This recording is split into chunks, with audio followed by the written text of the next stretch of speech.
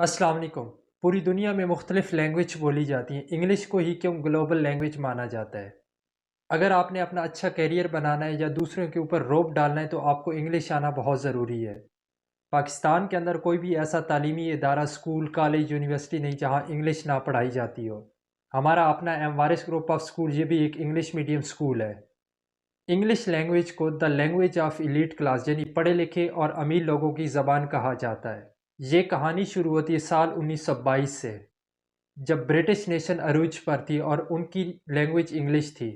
British government ने आधी से ज़्यादा दुनिया के ऊपर कब्जा किया हुआ था। ब्रिटिश गवर्नमेंट अमेरिका की कुछ स्टेट के ऊपर भी काबिज थी। साल 1950 तक बहुत सारे कंट्रीज़ ने आज़ादी हासिल कर ली।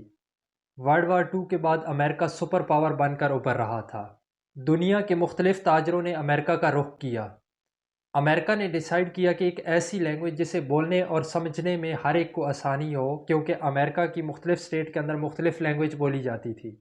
अमेरिका के अंदर जितने भी तालीमी इदारे थे उन्होंने इंग्लिश में तालीम देना शुरू कर दी, जिस वजह से ये लैंग्वेज आसपास के कंट्रीज़ तक फैल गई।